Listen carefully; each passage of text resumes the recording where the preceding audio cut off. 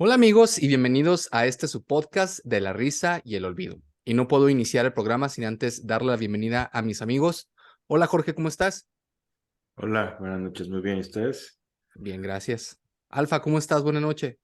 Muy bien, gracias. Saludos a ustedes dos y a las otras dos personas que nos ven y nos escuchan. Y bueno amigos, el día de hoy tenemos un tema muy interesante. Vamos a hablar de literatura japonesa, volumen uno. Esperamos que sean varios los capítulos que podamos hablar de este tema tan interesante. Y vamos a empezar con Junichiro Tanizaki. Entonces voy a darle por ahí la palabra a Jorge y después hablamos un poquito más nosotros. Gracias, Dave. Voy a presentar tantito algo. No quiero hablar tanto. Este autor, el que lo propuso fue Alfa. Es uno, creo que de sus autores favoritos. La verdad es que sí es muy bueno. Pero justo antes de que él y Dave desarrollen más de lo que es ya Tanizaki en específico, nada más quería mencionar algunos detallitos eh, que tienen que ver con la cultura japonesa, pero sobre todo con el arte japonés. Hay un autor que se llama Donald King que hizo algunas traducciones de obras de estudios japoneses, pero también escribió un libro que se llama algo así como Los placeres de la literatura japonesa. Eh, y él en ese libro y en otros aborda unos principios como para identificar algunas características muy importantes del arte japonés, o hablando en términos generales. De hecho, estos principios creo que ni siquiera son de él, o sea, son más bien de un japonés que hizo un estudio de esto, pero él lo traduce.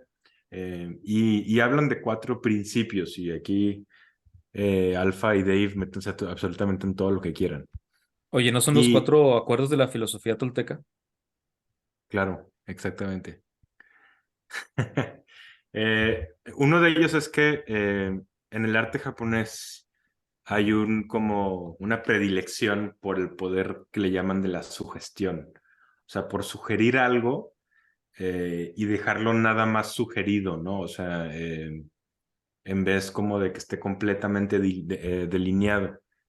Aquí, por ejemplo, les estoy poniendo una imagen de una pintura. Esto pasa mucho tanto en pintura china como en pintura japonesa tradicional. eh, por ejemplo, en tinta china. Y ahí se está viendo que sí hay un ave, pero atrás se ve como si fuera una luna quizás reflejada en un agua. Pero esa luna está como muy, muy apenas sugerida. Igual iba a estar interesante ver si al rato de lo que habla Alfa, algunos de estos principios embonan o no en lo que él alcanzó como a notar con Tanizaki, porque con otros autores japoneses yo sí lo he notado. Otra cosa que mencionan que les gusta es la irregularidad y la simetría. Perdón, Jorge. Asimetría, sí, Perdón, Jorge, antes de que avances, ¿le puedes regresar a la diapositiva?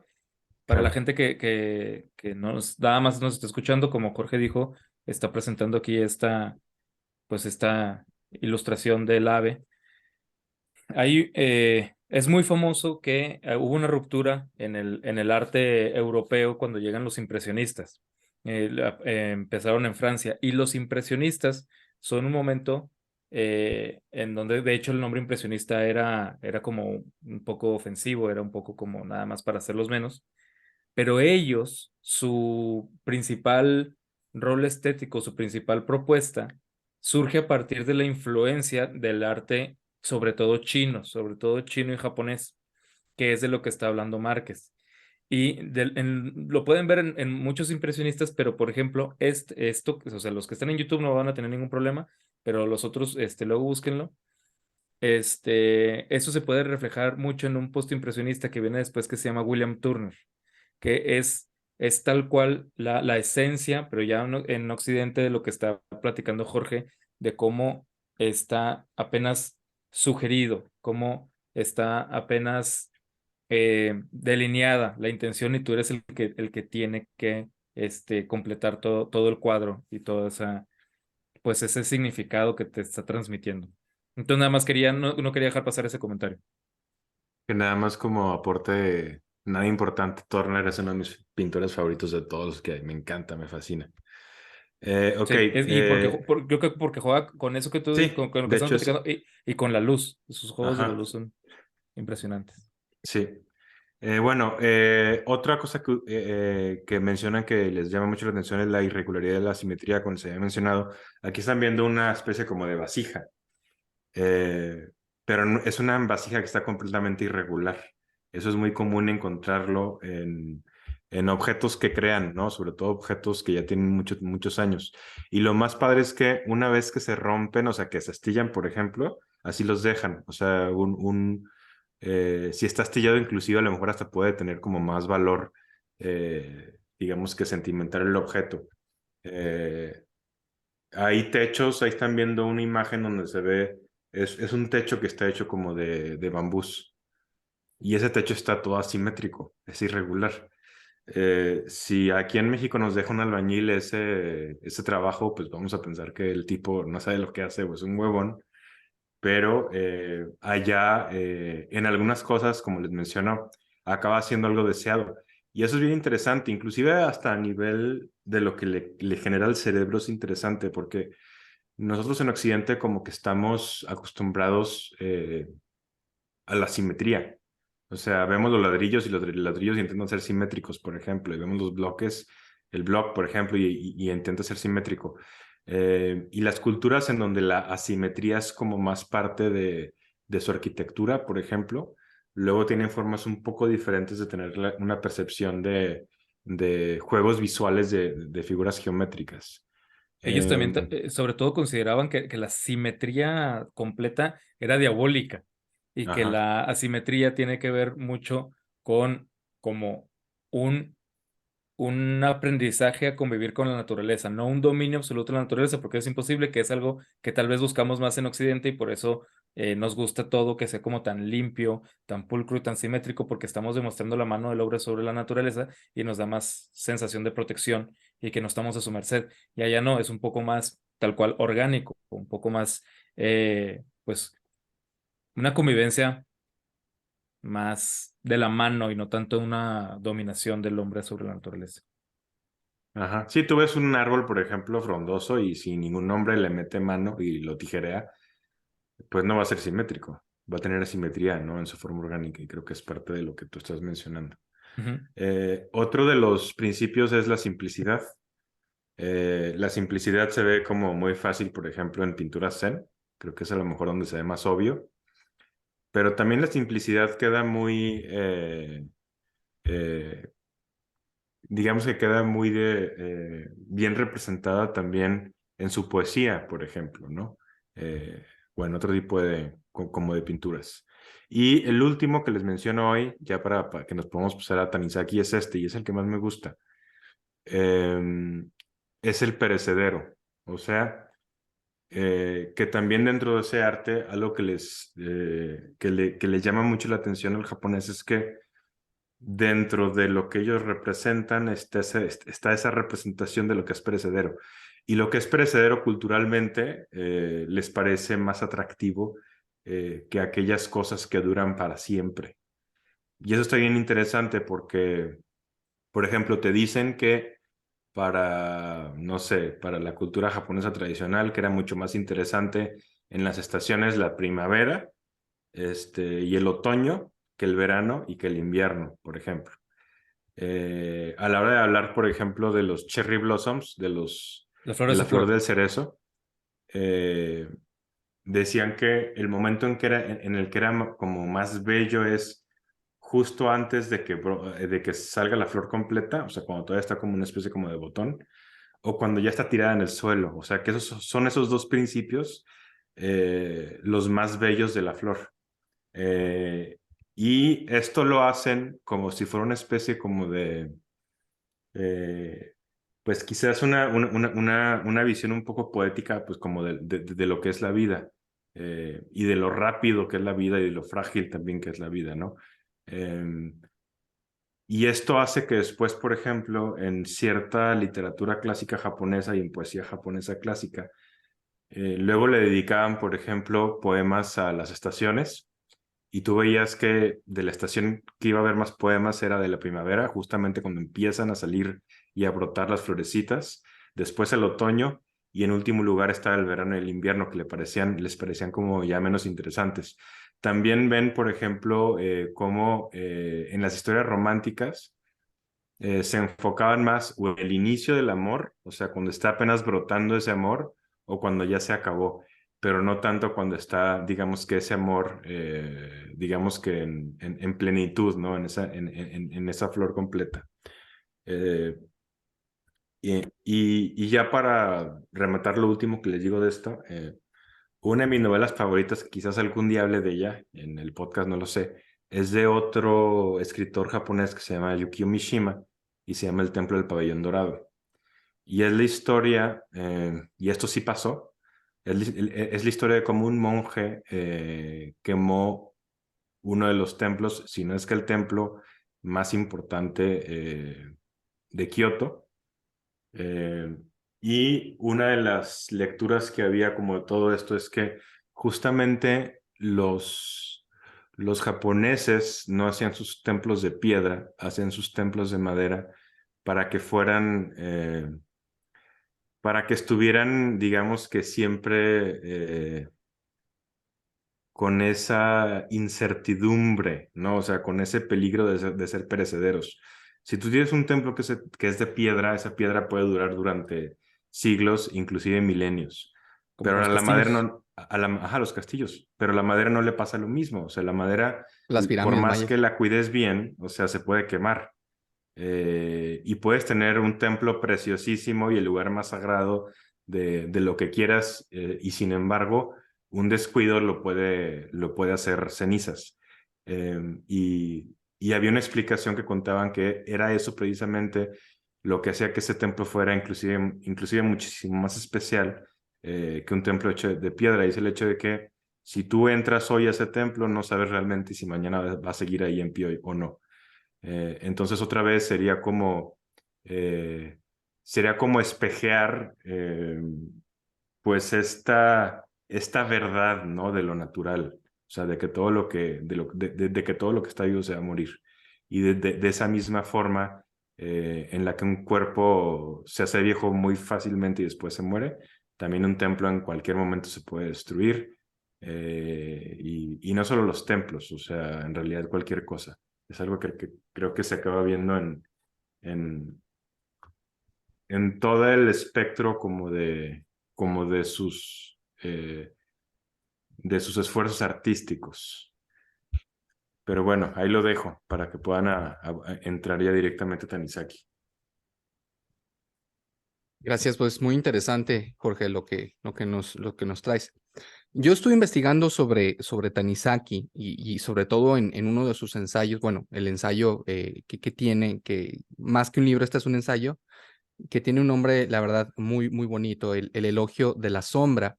Y platicando con Alfa antes de grabar el podcast, y le quiero hacer esa pregunta ahorita aquí, me pareció más que un ensayo como una descripción que él tenía, como si enumerara tal cual una serie de factores que a él le parecían interesantes, porque bueno, hay que decir, además, ya nos platicará más a fondo por ahí Alfa de Tanizaki, pero es un autor que yo también cuando lo investigué me di cuenta, pues muy viejo, o sea, muy, muy viejo. Yo pensaba que iba a ser algo más contemporáneo y no, y eso me pareció muy interesante.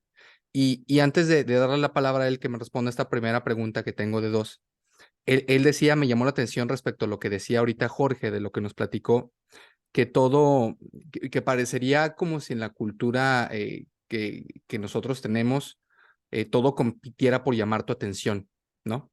Y ellos buscaban más esta cuestión de que todo fuera armónico, como si todo fuera más, que no llamase tanto tu atención. Pero bueno, ese era un comentario que quería hacer nada más. Eh, ¿Es así, Alfa? ¿Me estoy equivocando? Me pareció más que un ensayo, como si fuera una serie de descripciones. No sé. Tú cuéntamelo. Sí es un ensayo. Lo que pasa es que creo que cuando utilizamos la palabra ensayo, pensamos a veces nada más en el ensayo académico o en el ensayo científico. Y el ensayo académico y el ensayo científico son muy estrictos con la forma, con las fuentes, con cómo se presenta la información, cómo se citan las fuentes. Entonces, tú como profe dices ensayo y piensas inmediatamente en el académico. Entonces, algo que es de alguna manera un poco más libre, más experimental, tal vez dices, esto difícilmente es un ensayo, pero no hay que olvidar que así nacen los ensayos. De hecho, la palabra ensayo tiene que ver como con, pues nada más estoy ensayando a escribir unos pensamientos, ni siquiera estoy siendo constante, congruente y riguroso con nada. Me voy a desviar tanto como quiera, voy a tocar los puntos que quiera y voy a profundizar y ser superficial tanto como yo quiera. Eso con Montaigne, ¿no? Michel Montaigne. Entonces, así muchos, digamos, eso es lo que podemos llamar un ensayo literario. El ensayo literario tiene, digamos, muchísima más esa libertad, aunque ya también muchas veces el ensayo literario está muy contaminado y se le piden, pues, formas que vienen tal vez del ensayo académico o del ensayo científico. Pero sí es un ensayo porque el men se pone a desarrollar el tema tal como quiere, como lo quiere, y pues no es Como él una lo novela entiende. porque, exactamente, no Ujú. es una novela pues porque no hay personajes, Claro. una trama que vaya desarrollando. Y tal cual es como su apreciación sobre, yo lo he visto como un libro influyente en la arquitectura y entiendo por qué, pero pues a mí no me gusta pensarlo como un libro pensado sobre la arquitectura, sino sí es un libro, a final de cuentas, que se centra mucho en el espacio y en cómo entendemos el espacio y en cómo entendemos lo que contiene y el contenedor, ¿no? El continente y el contenido. Y el nombre es precioso. La verdad es que este nombre no sé cómo es en japonés. Otros sí sé cómo suena en japonés y cómo los cambiaron. Pero, por ejemplo, este no sé si en verdad se llama el elogio de la sombra. El hecho es que en español sí queda precioso y queda perfecto que se llame el elogio de la sombra. Y lo que tú dices es, él, por ejemplo, en ese señala, para mí el libro más famoso de Tanizaki es el elogio de la sombra. Y lo que señala es que muchas veces aquí en Occidente todo compite por llamar la atención, como dices, y a veces incluso los espacios compiten por llamar la atención sobre lo que están conteniendo, cuando en Japón no entienden que el espacio diseñado para contener algo no debe llamar la atención, sino tiene que estar preparado para hacer lucir a lo que está dentro.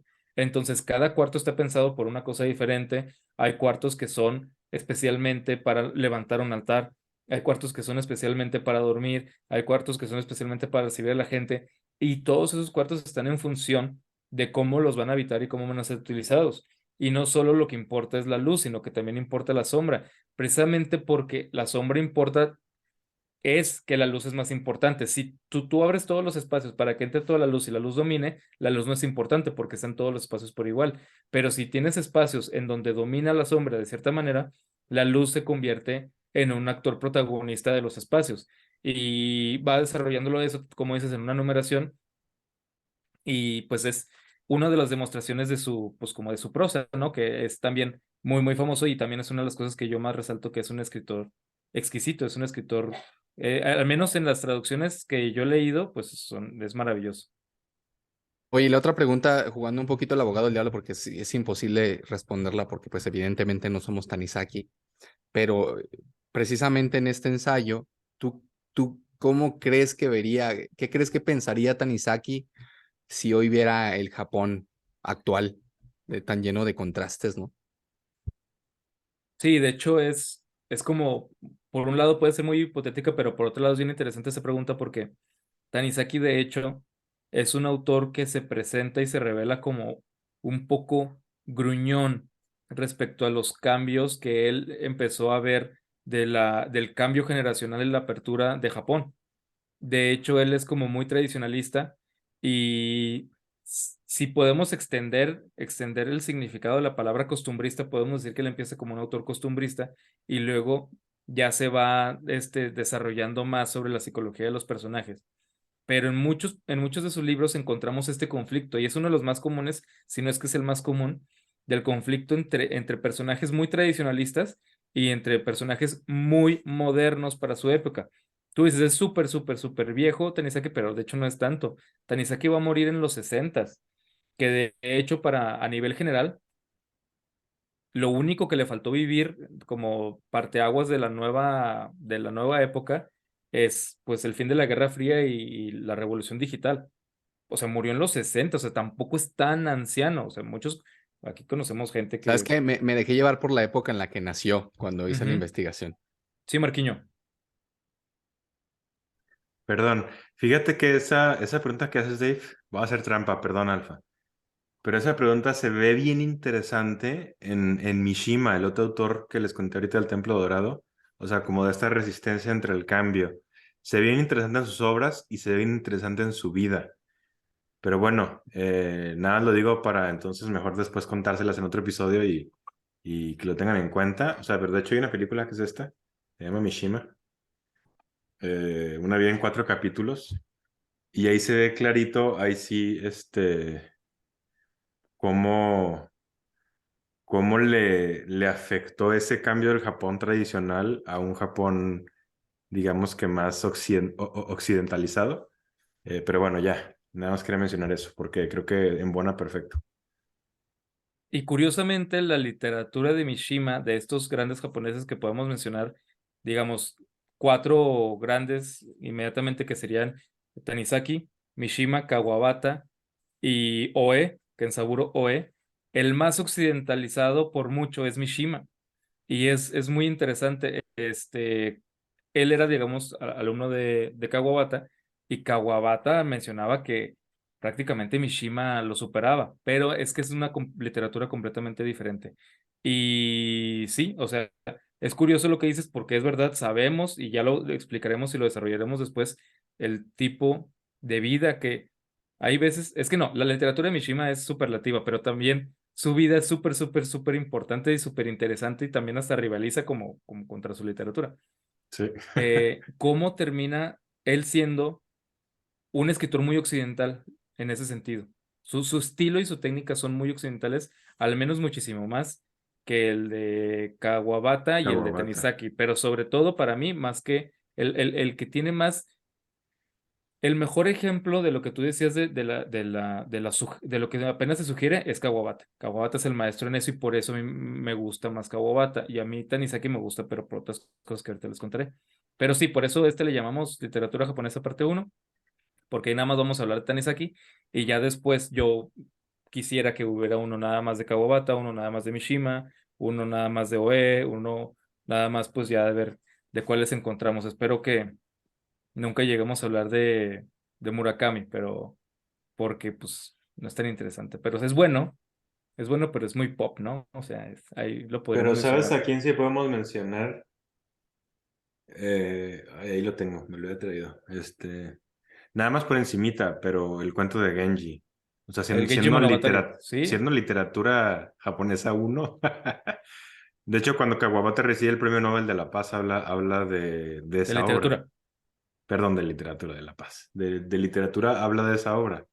sí. Nada más para lo que no sepan, el cuento de Genji es una obra literaria que se escribió más o menos por ahí del 1000 y fue escrito por una mujer.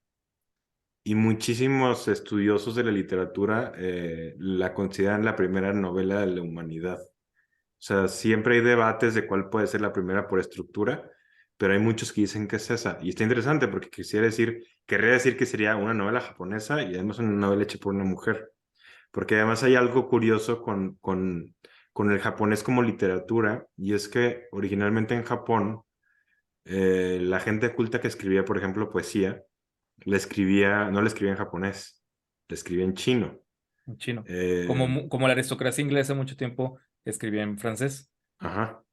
Eh, y entonces a las mujeres no se les permitía enseñar chino. De hecho, Lady Shikibu, que fue la que escribió el cuento de Genji, o Murakami Shikibu, aprendió chino escuchando las clases de chino que le daban a su hermano, pero eso era algo que era súper prohibido.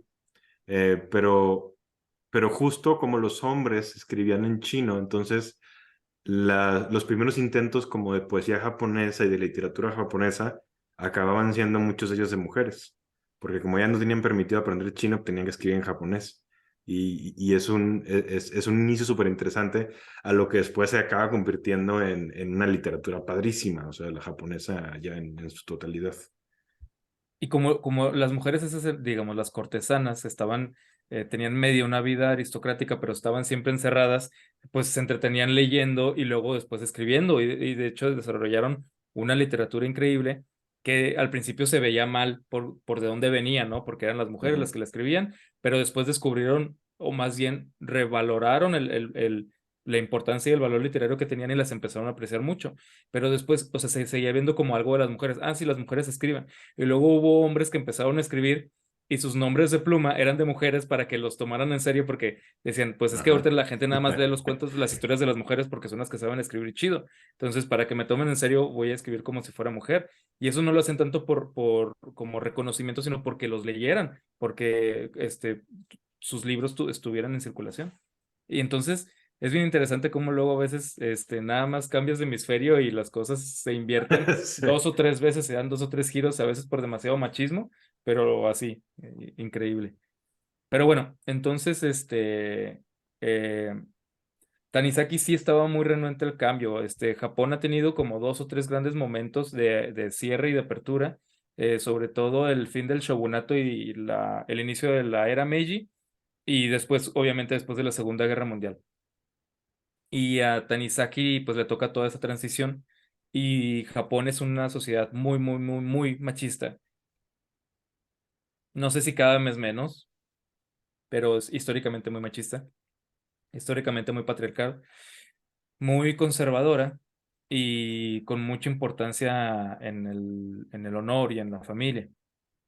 Entonces, es bien interesante cómo Tanizaki va quejándose mucho, pero a la vez sus personajes más interesantes, y al parecer está obsesionado con eso, y no me estoy desviando a tu pregunta, David, sigo ahí. Sus personajes más interesantes son mujeres, y sus personajes más interesantes son mujeres que se rebelan contra las tradiciones.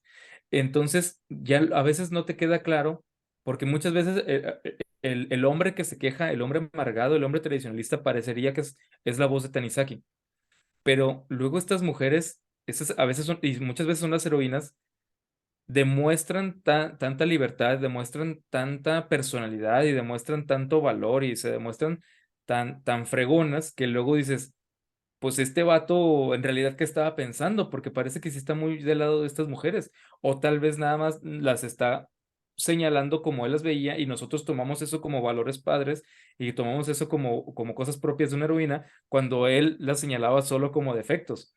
Entonces es muy interesante eso en la literatura de Tanizaki, pero ¿qué pensaría él en la actualidad? Yo creo que estaría completamente loco, porque además el Japón de hoy es un Japón hipercapitalista, hiperacelerado, hipermoderno, que todavía en muchos aspectos se vive esa contradicción. Hay lados como que procuran ser todavía más tradicionalistas, pero también hay cosas que incluso los sueños más locos de este lado del mundo occidental es del lugar que tú quieras de Las Vegas, les dan 4 vueltas los japoneses, 4 o 5 vueltas en lo que tú quieras. Entonces, yo creo que sí, Tanizaki estaría vuelto completamente Sí, loco, fascinado. vas a partes del centro de Tokio y es un Nueva York en esteroides en cuanto a las luces y los comerciales y los efectos y todo eso, ¿no? Y lo que Cuando puedes antes, consumir. ajá, y cuando antes algo que se valorizaba mucho en la arquitectura japonesa, por ejemplo en Kioto, es que ni siquiera pintaban las casas, así. O sea, era mejor que la casa no tuviera pintura, por lo que les dije hace rato. Entonces, pues ahí ves como ese contraste, ¿no? De los mundos. Sí, me Muy parece bien. muy interesante ya para terminar con esto, respecto a eso que dicen, cómo ha cambiado totalmente y sin embargo sigue siendo uno de los pocos lugares en la Tierra donde puedes ver un contraste tan marcado, ¿no? Quizá China pudiera ser otro caso, pero no lo creo, no creo que tanto como Japón, precisamente por los avances tecnológicos y por todos los consumibles que tú puedes adquirir respecto a lo que puedes ver en otras ciudades del mismo Japón, que Japón es un país chiquito que es totalmente tradicional y totalmente, pues sí, bonito en ese sentido. Gracias por la respuesta. Muy bien. Me gustaría hablar un poquito sobre los libros. Sí, no sé si quieren preguntar algo, decir algo, señalar algo antes. Ok. Este, el primer libro que yo leí de hecho, son 2 pequeñas novelas en una edición que se llama La llave y el diario de un viejo loco. Esas son las 2 novelas que aparecen en un libro. Y ese lo leí y yo sí tengo que reconocer muchas veces que leo mal. Yo no entiendo la gente que dice, ya lo leí y pues ya lo leí. Yo he leído mal muchos libros Y cuando digo que los leí mal es porque cuando ya después años no me acuerdo de nada y no recuerdo ni siquiera cómo me sentí. Porque hay veces en que tengo libros que no me acuerdo exactamente qué pasó, pero recuerdo cuál fue mis pensamientos y cuál fue mi sensación después o al de estarlo leyendo. Y de este no recuerdo mucho, nada más recuerdo que se me hizo gracioso y que se me hizo interesante que los dos tenían esto que le llamamos el narrador no confiable, y eso se me hizo genial. Este de La llave y el diario de un viejo loco, La llave es un libro que está escrito a forma de 2 diarios de una pareja. Entonces, se supone que cada uno guarda su diario en un lugar y nada más esa persona tiene acceso a donde está su diario. Pero resulta que los dos tienen la copia de la llave del diario del otro. Entonces, el marido espía el diario de la mujer y la mujer espía el diario del marido. Pero entonces, como nada más estamos leyendo los diarios y uno empieza a estar influido por leer el diario del otro, empieza a cambiar un poco como la manera en que escribe su diario. Entonces, lo interesante aquí es que todo el tiempo tú estás dudando si lo que están escribiendo es real o no, o si están escribiendo para el otro o no, pero no tienes ningún otro elemento para saberlo, que asegurarlo más que estar leyendo lo que ellos mismos te están diciendo. Entonces es muy interesante porque no hay un tercer narrador, no hay un tercer observador y todo tú lo vas descifrando con esa misma línea. Y a mí ese como ejercicio literario se me hizo fascinante. Y hay creo que es ella la que le pone el cuerno a él y tiene una manera muy elegante de encubrir lo que está pasando en su diario, pero para que como que él no se dé cuenta. Y está muy padre, ese es la llave. Y el diario de un viejo loco es igual el diario de un viejillo que verdaderamente se está volviendo loco y que le empieza a entrar como un noveno aire o algo así, se empieza a volver loco y según él se pone acá de seductor con las morrillas y sobre todo creo que con una sirvienta. Ah, no, o la esposa de su hijo, no me acuerdo, pero se pone acá bien locote y según él es un súper seductor y ya la trae de vuelta loca y todo eso, pero nunca sabemos si es verdad o no porque es su diario y al ser su diario es pues completamente subjetivo. Entonces ese fue lo primero que yo leí. La verdad es que lo leí mal y no me impactó tanto, pero quería mencionarlo.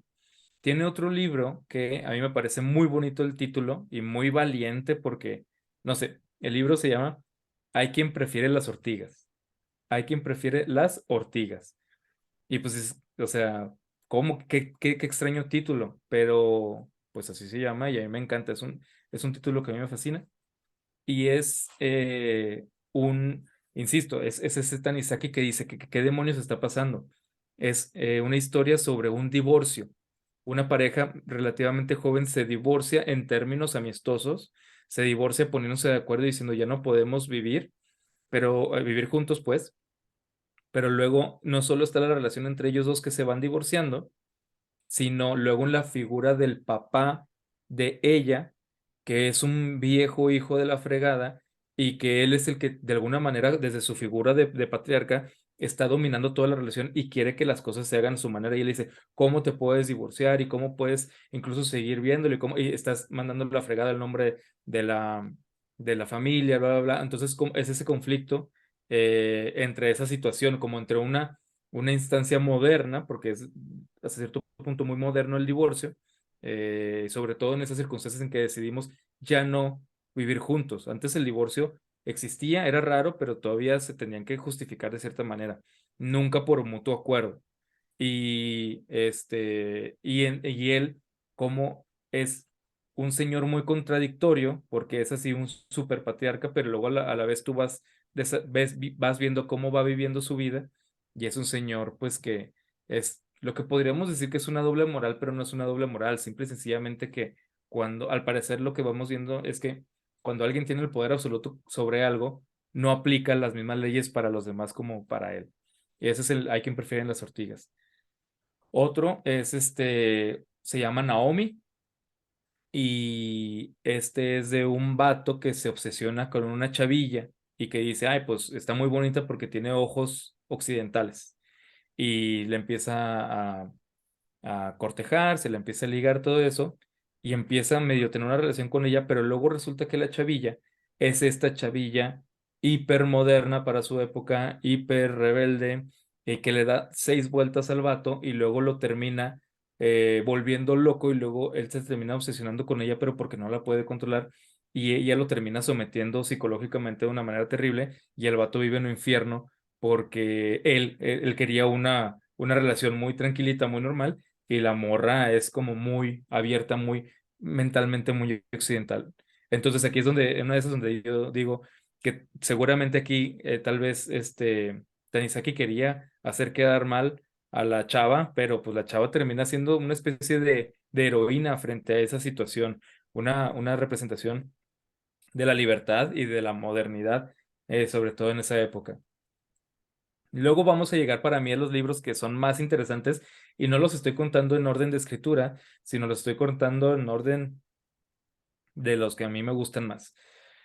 Hay un cuento que se llama El cortador de cañas. Ese cuento es una historia tradicional japonesa, que también se conoce como el cuento de la princesa Kaguya.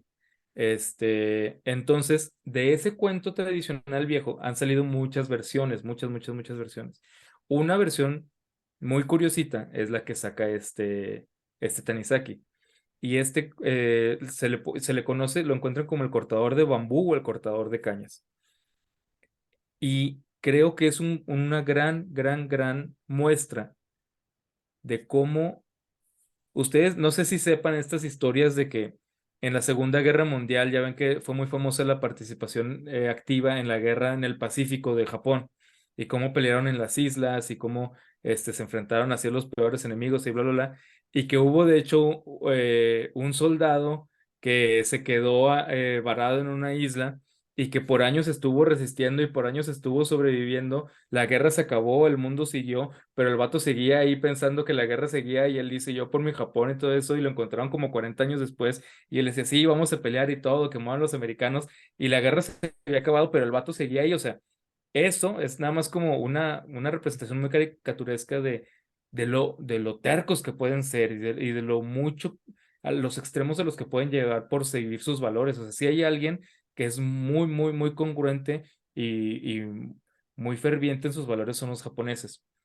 Y esta es una muestra de esto. De hecho, Alfa, perdón, Dale, ahí dale. nada más un detalle de historia. O sea, en parte por eso Estados Unidos les aventó dos bombas nucleares, no una, dos. Y una de las razones fue porque se dieron cuenta cuando estaban atacando las diferentes islas de Japón que ni siquiera podían derrotar limpiamente a los granjeros. Los granjeros sacrificaban su vida explotándose en contra de tanques, ¿no? Y ahí te das cuenta de lo que dices, o sea, cómo en realidad pues funcionan de una forma diferente a la nuestra. Ujú. Y no es ni mejor ni peor, sino es completamente diferente y tiene que ver con su cultura y cómo fueron educados. Pero entonces aquí, esto que vemos llevar hasta las últimas consecuencias es un amor o un enamoramiento que podríamos catalogar así como loco, extremo, enfermizo, obsesivo, pero ni siquiera es eso, es nada más persistente. Es un amor de alguien que tiene este romance, se enamora, y luego simple y sencillamente sigue enamorado toda la vida.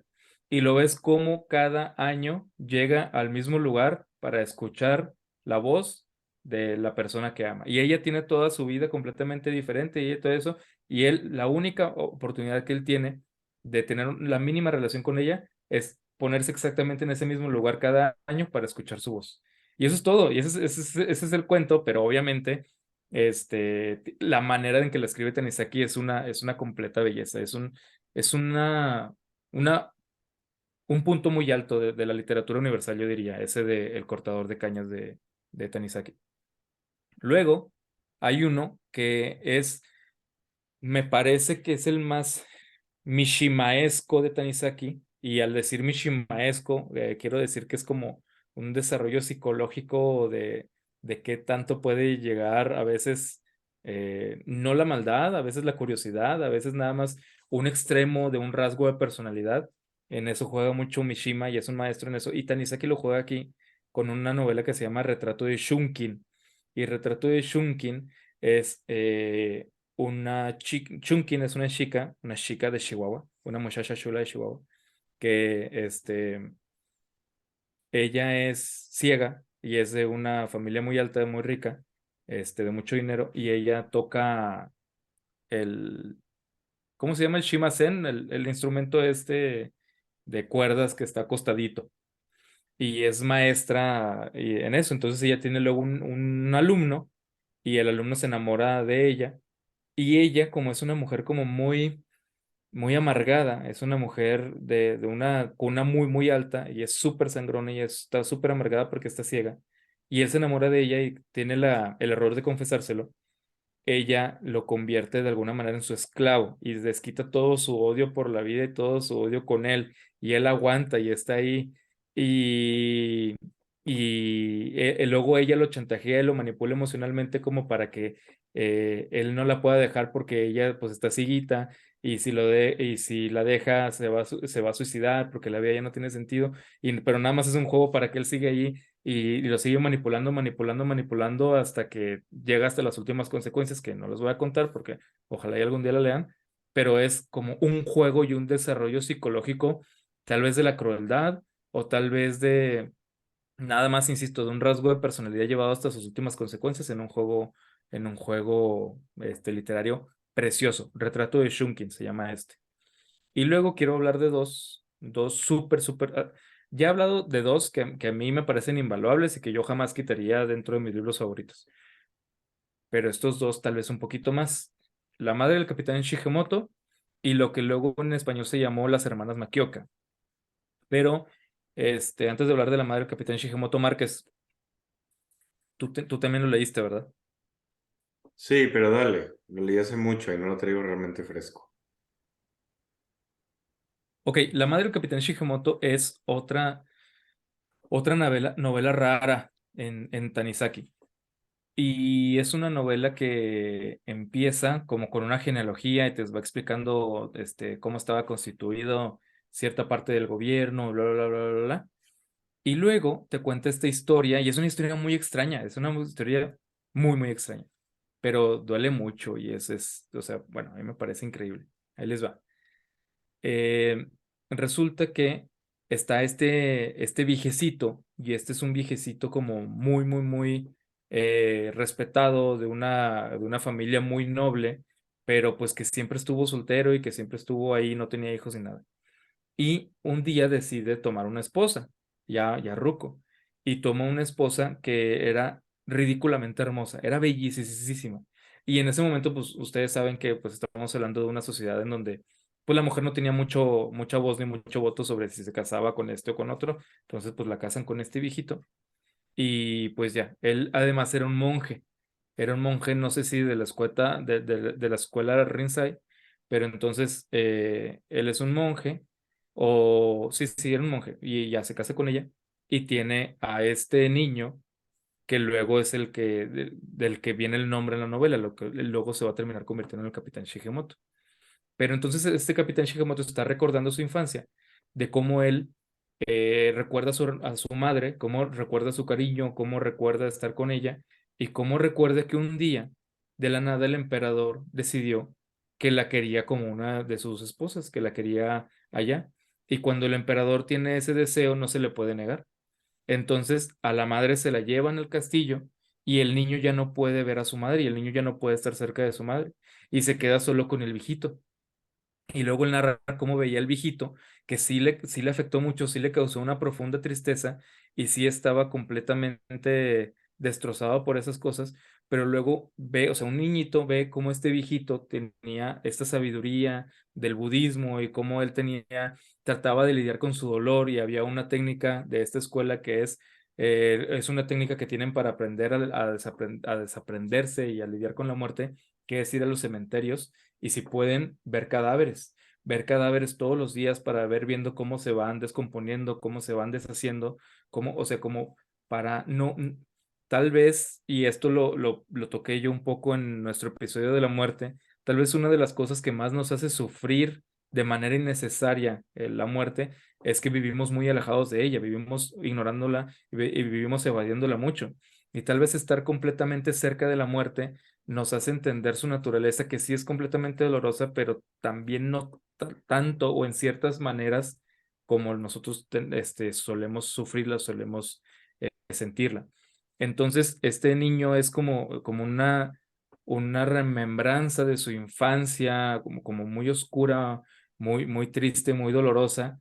Y hay dos momentos en donde el niño logra visitar a su madre y la ve, o sea, pero o sea, es como que llega, pero ni siquiera la puede ver de frente, la ve a través de un velo y está así como, es una novela fascinante, la de la madre del capitán Shigemoto. Y pues también tiene algo en el final, pues que ya no se los voy a contar. O si se los cuento, Márquez.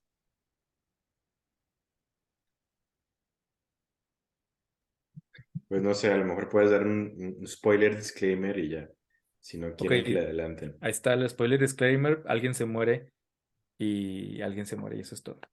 Y es pues una novela normal. Y luego la otra novela, se llama, en español es la peor traducida, al menos en el título, que en el título se llama Las Hermanas Makioka, pero en japonés se llama Sasami Yuki, y Sasami Yuki quiere decir la tenue nieve. Creo que es el peor crimen cometido en la historia Ay, de, no, qué de las hermoso traducciones nombre y se la bañaron. ajá, de los libros. O sea, tienes la tenue nieve y se llama Los Hermanos Makioka con Danny DeVito. Entonces, sí es una tragedia esa traducción del título, porque la traducción del contenido es muy buena, es bellísimo.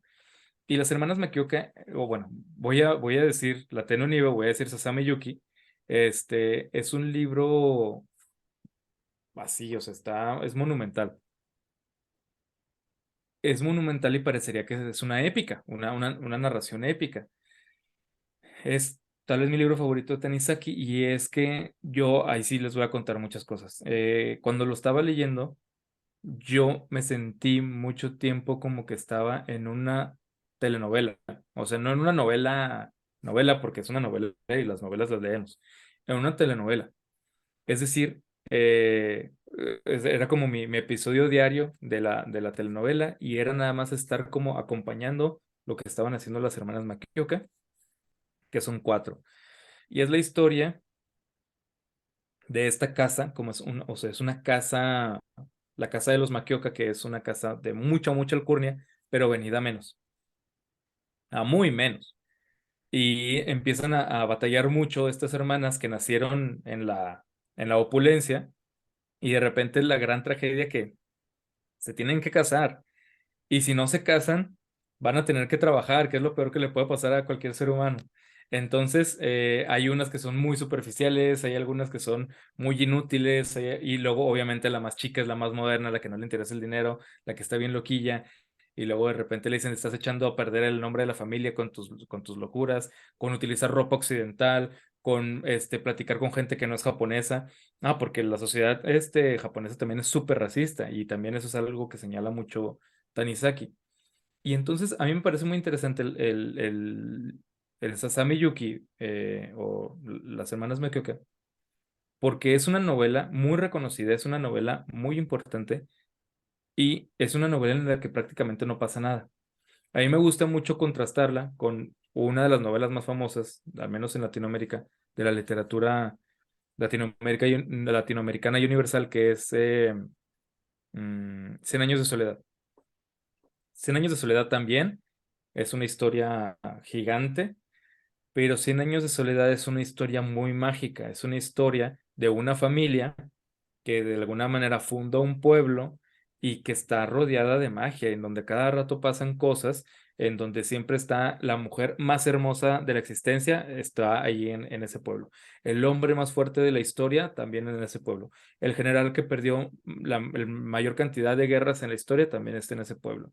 No sé, el padre de la mayor generación de hijos en una tirón también está ahí. O sea, siempre todos los personajes de García Márquez en Cien años de soledad son superlativos, son lo más, lo más, lo más. Entonces, a ver, no quiero decir que no es una obra maestra, no quiero decir que Gabriel García Márquez no sea un genio, pero creo que es un poquito más sencillo enganchar a alguien cuando le estás contando la gran historia, la historia de lo más, la historia de lo insuperable, y en cada rato encuentras cosas insuperables en Cien años de soledad.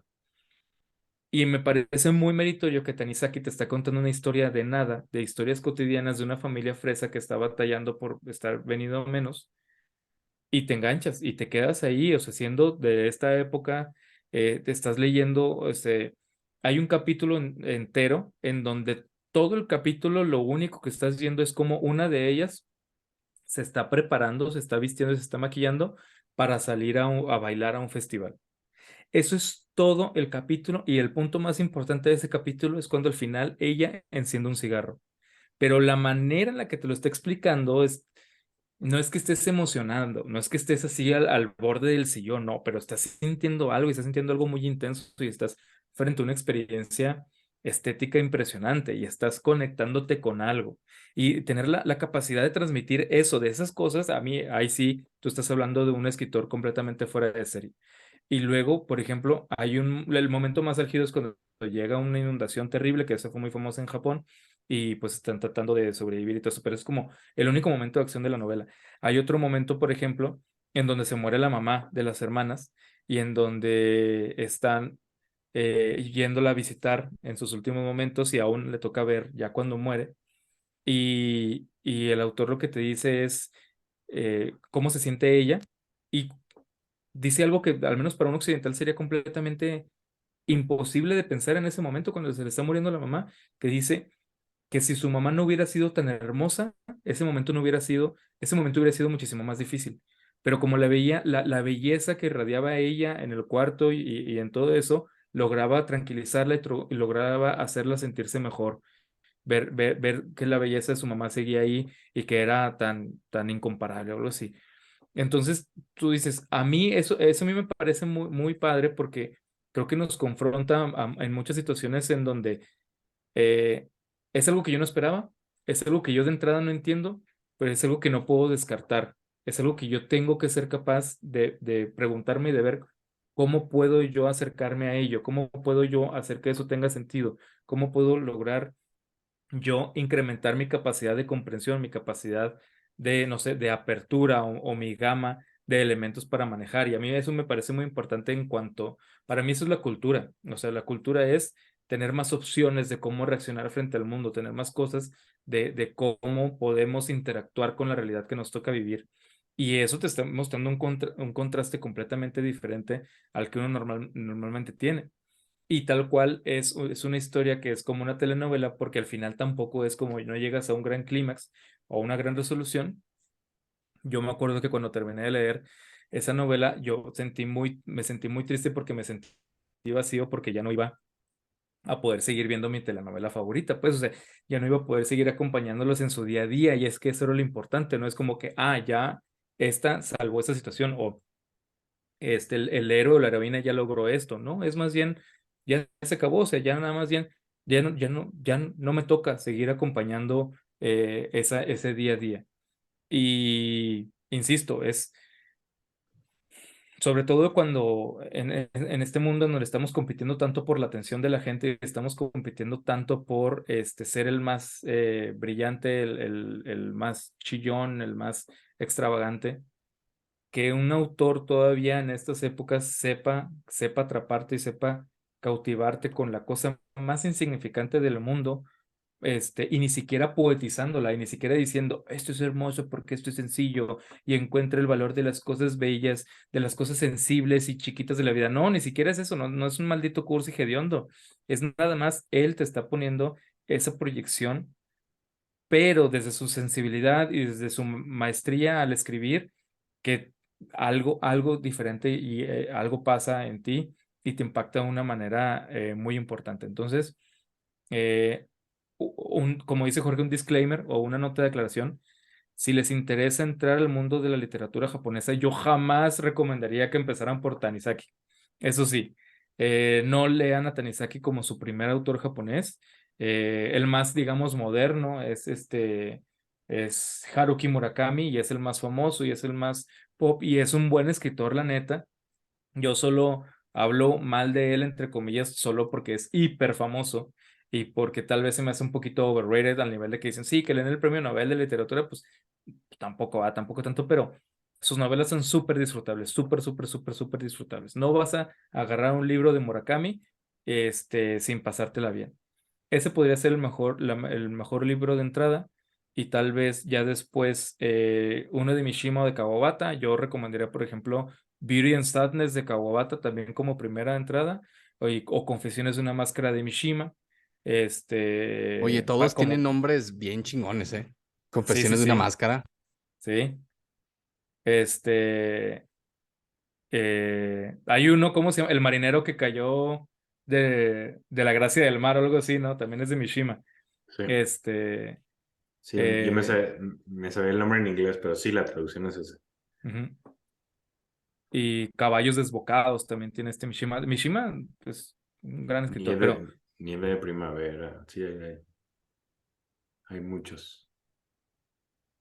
y para mí la comparación en este nivel de maestría de Sasame Yuki que tiene Kawabata es uno que se llama El Maestro de Go, que es también así como, está precioso ese libro, pero bueno, ya lo me iba a poner a hablar de él, pero no, porque esto es solo de Tanizaki, ya luego lo haremos de los demás.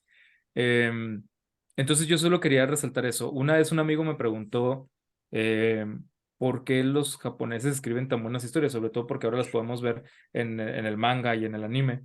Y pues es que es eso, tienen una tradición literaria artística muy, muy, muy vieja. Los japoneses leen mucho, incluso los japoneses en la actualidad leen mucho. Y no solo leen nuestros libros occidentales, sino también leen mucho manga. Y eso también tiene valor, es decir, pues deberíamos también incluso leer cómics, eso también tiene una secuencia y también nos da algo en el cerebro que es diferente a nada más estar viendo la pantalla. Y también hay algo. La sociedad japonesa, como ya hemos dicho, es muy, muy, muy cerrada y es muy tradicionalista y es súper juzgona.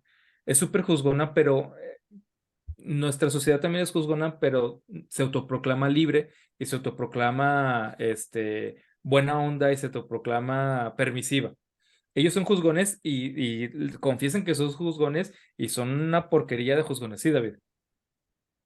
Gracias. No, rápidamente, antes de que se pierda la idea de lo que dijiste, a mí lo único que me parece muy interesante y digno de comentar, ahora que mencionas los animes y los mangas, es que tienen esta capacidad asombrosa que no tiene ningún otro país que produce este tipo de historias, de hacer una historia de algo que parece insignificante, hacer grandes historias. O sea, tienen Ujú, animes de cocina, por ejemplo, que uno pensaría, pues, no voy a ver una historia de cocina, pues la hacen increíble de un tipo que trabaja en un gimnasio. Hay un anime y está increíble. O sea, no necesariamente son estas historias épicas, gigantescas, donde se enfrentan a dragones y demonios. O sea, hacen historias que parecen insignificantes y de esas historias hacen grandes historias que son muy disfrutables. Entonces eso me parece genial. ujú. Y yo creo que tiene mucho que ver con lo que iba a decir, porque la sociedad es tan juzgona y es tan sangrona con todo lo externo y con toda la interacción social que hay, que en sí el japonés sabe que no es libre. El japonés sabe que no es libre de decir lo que piensa. El japonés no es libre de expresarse. El japonés no es libre de ser auténtico o espontáneo. Pero Milan Kundera lo señala, él específicamente en la novela. La novela es aquel paréntesis en la realidad humana y sobre todo Kundera lo dice en cuanto a la ética y la moral social y del ser humano. La novela es ese paréntesis, es ese laboratorio intelectual en donde nos ponemos a jugar con el qué pasaría si o cuál es la última consecuencia de seguir este sentimiento, este deseo, esta pasión, este trauma, esta historia. Entonces es donde el ser humano se empieza a conocer a sí mismo a través de jugar sus posibles, no sé, sus posibles caminos respecto a diferentes posibilidades. Y creo que los japoneses lo entienden muy bien. Entonces el japonés dice, yo no soy libre acá, pero sí voy a ser libre acá. Y el japonés en sus historias es muy profundo y es muy intenso. Y es muy, por ejemplo, tú dices, o sea, tal vez alguien verdaderamente está apasionado por la cocina, pero no tiene la oportunidad de comentarlo ni en el trabajo, ni con sus amigos, ni con nada. Entonces se va a poner a escribir esas historias de cocina y va a llegar y va a ser súper intenso y va a ser súper descarado y va a ser súper exagerado con eso. Y nos va a transmitir esa pasión. Y eso es, el japonés en el arte es súper apasionado, porque tal vez no tiene una otra manera tan fácil de dónde sacarlo. Entonces, en lo privado, y ellos también cuando consumen eso dicen, ah, aquí sí lo puedo ver y aquí sí lo puedo leer porque estamos hablando de arte y en arte es otra cosa y en arte no voy a juzgar de la misma manera que acá. Oh, qué loquillo escritor, oh, muy bien, pues qué loco que piense así, qué impresionante, pero ya es arte. Entonces, es por eso que es muy interesante leer a estos japoneses que sacaron toda su interioridad y sacaron todo su fuego y sacaron todo su impulso en estas historias de arte. Y eso es completamente comprobable en cada uno de los libros de los japoneses que les vamos a hablar. Tanizaki, Mishima, Kawabata, Oe, el que tú quieras. Este Murakami no, porque él ya es muy, muy, muy moderno y digamos que es un muy buen escritor, pero es un escritor más. Bueno, pues nada más para concluir, quisiera saber si Jorge quiere dar alguna recomendación, sobre todo que me parece lo más interesante, además del programa, es poder abrir esta puerta a la gente que nos sigue, que a lo mejor la que no ha leído autores japoneses, cómo pudieran iniciar, que dices que Murakami es bueno para iniciar, pero de ahí deberían engancharse a todos estos grandes escritores de los que ya hablamos. ¿Alguno que se te venga a la mente, Jorge, que recomiendes? Bueno, antes de la recomendación, o sea, yo sí creo que puedes empezar por Murakami y no pasa nada. Hay uno que se llama, creo que El pájaro que le acuerda al mundo, que yo lo leí, se me hizo No, muy yo divertido. dije que empezaron por Murakami. Sí, o sea, se me hace muy padre. Eh, ya con los demás, con Kawabata, y a mí Beauty and Sadness me fascina. No sé, en español creo que le pusieron de lo bello y de lo triste. De lo bello y lo triste, Eh, sí. Mishima puede ser Nieve de primavera sin problema. Inclusive el Templo del Pabellón Dorado quizás sea su mejor obra y aún así creo que es muy disfrutable. O sea, no se me hizo pesado. Em, pero bueno, antes de seguirle ahí, o sea, creo que eso sería lo que yo recomendaría. Nada más tengo como un disclaimer. Aquí hay una de las cosas que más me gusta a mí de la literatura japonesa es, sobre todo con algunos autores como Kawabata, es como de una forma bien sencilla te dice la cosa más hermosa y profunda del universo. Está genial eso, o sea, está increíble.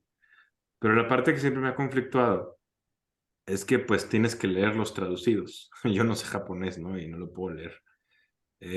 Alguna vez estando en Montreal me colé a una conferencia de un erudito de literatura japonesa y literatura china.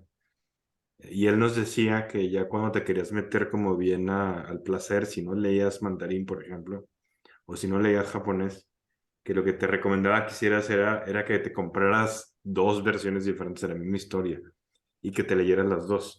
Y esto ya es para más gente medio nerd como nosotros, pues, pero eso recomendaba él y yo empecé a hacer eso en algún tiempo y sí hubo obras que me las comprara repetidas. Eh, y sí me empecé a dar cuenta de cómo la misma historia podía estar contada de formas tan diferentes. Ahorita ya puso Alfa el ejemplo pues, del título, ¿no?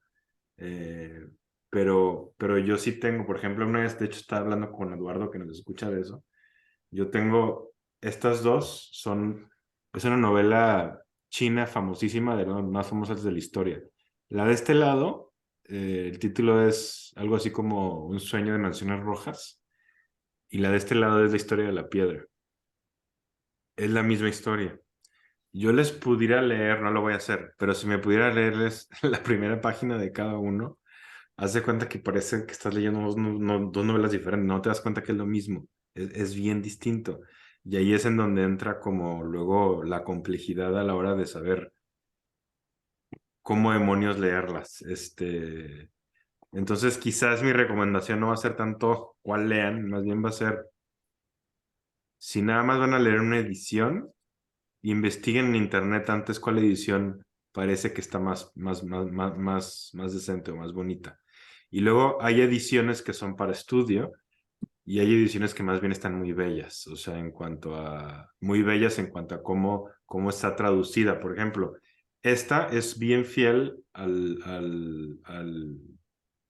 idioma original, pero tú la escuchas en inglés y suena fría, ¿no? Y suena eh, difícil de masticar. Pero luego lees esta versión de Penguin y es bien poética. Y entonces, o sea, es donde a veces o tienes la poesía o tienes como la definición a lo mejor más fría. Si saben inglés, yo les recomendaría que si van a leer algún autor japonés, es preferible que lo lean en inglés que en español. Yo no sé, aquí sí Alfa piensa algo diferente a mí, pero yo creo que va a ser más fácil conseguir una buena traducción en inglés que en español. No, a mí Kawabata solo me gusta leerlo en inglés, a Mishima solo me gusta leerlo en inglés, pero a Tanizaki sí me gusta leerlo en español. Ok, Pero sí, pues yo ahí sí está. creo que muchas veces las versiones en inglés son superiores. Pues es que hay más gente que se dedica a eso, ¿no? Y entonces eso, por ende, a lo mejor están mejor revisadas. Pero bueno, pues ojalá que ya se animen a leer algo y que no lo dejen nada más en lo que Alfa les contó, que estuvo muy padre, pero para que realmente creo que lo disfruten, creo que tienen que ya acercarse a leer alguna de las obras que mencionó. Me acordé de un librito precioso, precioso, precioso, precioso, precioso, que me parece increíble para empezar. Se llama El Jardín del Samurái o El Samurái en su Jardín, de Gail Tsukiyama. Y sí, es ese. Yo creo que ya de aquí en adelante, cualquier persona que me pregunte cómo empezar, el Samurái en su Jardín, de Gail Tsukiyama. Bueno, amigos, y así concluimos este volumen 1 de literatura japonesa, que me parece fantástico. Ahí están las recomendaciones, ahí está cómo pueden empezar. Y como siempre, si tienen dudas, siento que este tema puede darse a que tengan algunas dudas o que puedan dar alguna recomendación. Por favor, háganlo, pueden hacerlo en nuestros diferentes medios. Estamos por ahí en Instagram, siempre las preguntas en YouTube y como siempre los invitamos a que si les gusta este contenido, puedan recomendarlo a gente que ustedes crean que les puede agradar. Muchísimas gracias, amigos. ¿Querías decir algo, Jorge? No, ¿No? gracias. Nos vemos la próxima semana.